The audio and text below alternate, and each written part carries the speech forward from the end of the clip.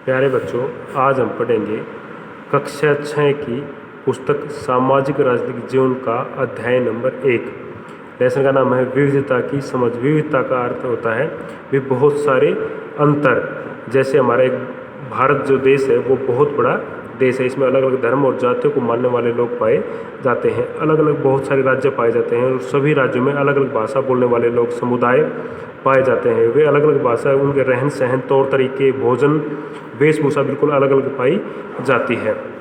तो सबसे पहले प्रश्न है हमारा, प्रश्न नंबर 2, आपके विचार से भारत की समृद्धि एवं विविधता विरासत आपके जीवन को कैसे बेहतर बनाती है? विविधता बिल्कुल लोगों को बेहतर इसलिए बनाती है क्योंकि जब कई भाषा या विभिन्न तरह के तौर तरीकों को अपनाने वाले लोग एक साथ मिलकर रहते हैं तो एक दूसरे से बहुत सारी चीज़ें आपस में सीखते हैं। कुछ चीज़ें पंजाब से सीखते हैं और पंजाब वाले कुछ वेशभूषा या तौर तरीके हमारे हरियाणा से सीखते हैं। उत्तर, भारत विविधताओं वाला देश है। हम विभिन्न भाषाएं बोलते हैं। हमारा खान पान, खान पीने के तरीके अलग अलग हैं। हम अलग अलग त्यौहार बनाते हैं और विभिन्न भिन्न धर्मों का पालन भी करते हैं। जब हम सभी लोग आपस में मिलजुल कर रहते हैं तो इससे हमारा जो जीवन है वो नए रंगों से और खुशियों से भर जाता है। इससे जीवन में रोचकता और खुशहाली आती है। एक बार फिर, भारत विविधताओं वाला देश है। हम विभिन्न भाषाएं बोलते हैं। हमारा खान पान अलग अलग है। हम अलग अलग त्यौहार मनाते हैं। भिन्न भिन्न धर्मों का पालन करते हैं। जब हम सभी लोग आपस में मिलजुल कर रहते हैं तो इससे हमारा जो जीवन है वो नए रंगों से भर जाता है और इससे जीवन में खुशियाँ और समृद्धि भी आती है। इसके साथ है प्रश्न नंबर 1, लघुत्तरात्मक का प्रश्न नंबर 1 है, समीर 1 और समीर 2 में कोई 3 अंतर लिखे। क्या ये अंतर उन्हें दोस्त बनने से रोक पाए?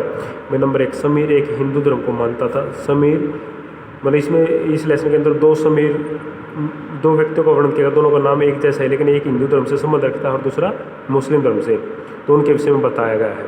समीर एक हिंदू धर्म को मानता था और समीर 2 मुस्लिम धर्म को मानता था। समीर एक अंग्रेजी जानता था जबकि समीर 2 को अंग्रेजी का ज्ञान नहीं था। नंबर 3, समीर एक अमीर घर से संबंध रखता था जबकि समीर 2 गरीब था। और उन दोनों के बीच ये बहुत सारे अंतर थे लेकिन ये अंतर उन्हें मित्र बनने से या दोस्त बनने से नहीं रोक पाए। नंबर 2, समीर 2 स्कूल क्यों नहीं जाता था? समीर 2 के परिवार की आर्थिक स्थिति में उनके पास पैसा नहीं था, वो उसको पढ़ा लिखा नहीं सकते थे। उसे अपनी रोजी रोटी कमाने के लिए अखबार बेचने का काम करना पड़ता था। परिवार की इन परिस्थितियों के कारण उसे कभी भी स्कूल जाने का मौका ही नहीं मिला। प्रश्न नंबर 3, असमानता अथवा गैर बराबरी का क्या अर्थ है? असमानता अथवा गैर बराबरी का अर्थ, कुछ लोगों के पास न तो अवसर है, न जमीन है, न पैसे हैं जैसे संसाधन है, जो दूसरों के पास है। गरीबी और अमीरी जैसे गैर बराबरी का एक रूप है। इसे हम विविधता नहीं कह सकते, इसे हम गैर बराबरी बोल सकते हैं, विविधता का नाम नहीं दे सकते। एक बार फिर, असमानता गैर बराबरी का अर्थ है कुछ लोगों के पास न अवसर है, न ही जमीन है, न पैसे हैं जैसे संसाधन है जैसे कि दूसरे लोगों के पास है। गरीबी और अमीरी गैर बराबरी का एक रूप है, इसे हम विविधता का नाम नहीं दे सकते। नंबर 4, जाति व्यवस्था का क्या अर्थ है? जाति व्यवस्था, हमारे समाज में बहुत सारी जातियाँ पाई जाती हैं। जाति व्यवस्था के अनुसार समाज को अलग अलग वर्गों में बांटा गया होता है। जाति व्यवस्था के बंटवारे का आधार है, जाति व्यवस्था समाज के बंटवारे का आधार है कि लोग किस किस तरह काम करते हैं। जो लोग जिस जाति में पैदा होते हैं उसे बदला नहीं जा सकता। ये पुराने समय से ही कोई व्यक्ति अपनी जाति से जुड़ा पैसा भी नहीं बदल सकता था। इस व्यवस्था के कारण गैर बराबरी या असमानता की भावना पैदा होती है। एक बार फिर बताते हैं आपको, जाति व्यवस्था के अनुसार समाज को अलग अलग वर्गों में, समूहों में बांट दिया जाता है। जाति व्यवस्था के बंटवारे का आधार था कि लोग किस किस तरह से काम करते हैं। जो लोग जिस जाति में पैदा होते थे उसे बदला नहीं जा सकता था। पुराने काल में कोई व्यक्ति अपनी जाति से जुड़ा पैसा भी नहीं बदल सकता था। इस व्यवस्था के कारण से असमानता की भावना पैदा होती है और जिससे फिर समाज में अव्यवस्था भी पैदा होती है। नंबर 5, उन त्योहारों या सूची की बनाओ जो हो सकता है समीर 1 और समीर 2 मनाते हों।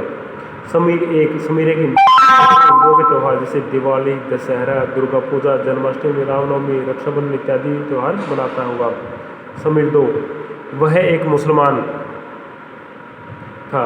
वह ईद उल जुहा, ईद उल फितर और मुहर्रम जैसे त्यौहार मनाता होगा। यह संभव हो सकता है कि दोनों एक दूसरे के त्यौहार में हिस्सा भी लेते होंगे। आगे दीर्घ उत्तरात्मक का प्रश्न नंबर 1, विविधता हमारे या जो हमारे देश के अंदर बहुत सारी संस्कृतियाँ या जाति के धर्मों के लोग पाए जाते हैं, वो हमारे जीवन को कैसे समृद्ध या अच्छा खुशियों से भर देती हैं। विविधता हमारे जीवन को नियुक्त प्रकार से समृद्ध बनाती है। नंबर 1, विविधता के कारण हम अलग अलग धर्मों को मानने के ढंग और उनके बारे में सीखते हैं। विविधता के कारण हम अलग अलग धर्मों को मानने और उनके ढंग, उनके रहन के तौर तरीके भी सीखते हैं। नंबर विविधता के कारण हम अनेक भाषाओं को भी सीख जाते हैं। विविधता हमें विभिन्न परिधानों या दूसरे धर्म या जाति के लोगों के द्वारा प्रयोग किए जाने वाले कपड़ों को पहनने की प्रेरणा मिलती है, क्योंकि हमें जो वस्त्र या पहनावा हमें अच्छा लगता है हम उसे खुद भी अपना लेते हैं। नंबर 4, विविधता हमारी खान पान की आदतों को भी प्रभावित करते हैं। जैसे दक्षिण भारत के कई व्यंजन हमारे उत्तर भारत में भी बनाए जाते हैं और उन्हें पसंद किया जाता है, जैसे साउथ इंडियन डिशेज कहा जाता है। नंबर 5, विविधता के कारण आपसी भाईचारे और आपसी सहयोग या को भावना को भी बल मिलता है। नंबर 6, विविधता हमें विभिन्न व्यवसायों को अपनाने की प्रेरणा देती है। प्रश्न नंबर 2, लद्दाख क्षेत्र कुछ विशेषताएं। लद्दाख में लोग किस तरह के लोग रहते हैं और वो कैसे जो अपना जीवन गुजारते हैं। लद्दाख क्षेत्र में कुछ सामान्य विशेषताएं इस प्रकार से हैं। नंबर 1, यह जम्मू और कश्मीर के पूर्वी हिस्से में पहाड़ियों में बसा एक रेगिस्तानी इलाका है। नंबर 1, जम्मू और कश्मीर पूर्वी हिस्से में पहाड़ियों में बसा एक रेगिस्तानी इलाका है। इस इलाके में बारिश बहुत ही कम होती है। यहाँ काफ़ी लंबे समय तक बर्फ़ से ढका रहता है। यहाँ के लोगों का मुख्य पालन व्यवसाय या मुख्य काम भेड़ पालना है, क्योंकि यहाँ पर बहुत ज़्यादा ठंड पड़ती है तो भेड़ पालन करते हैं, भेड़ से ऊन मिलती है। यहाँ के लोग दूध से बने पदार्थ जैसे मक्खन, पनीर और मांस खाते हैं। यहाँ के लोगों का मुख्य धर्म बौद्ध धर्म है।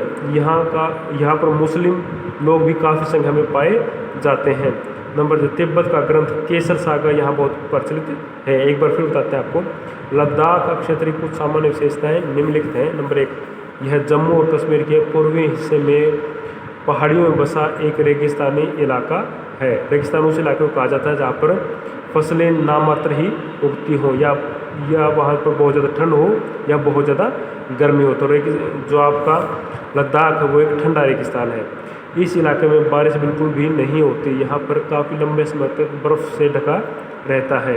नंबर 3, यहाँ के लोगों का मुख्य काम भेड़ पालना है, भेड़ों को पालना।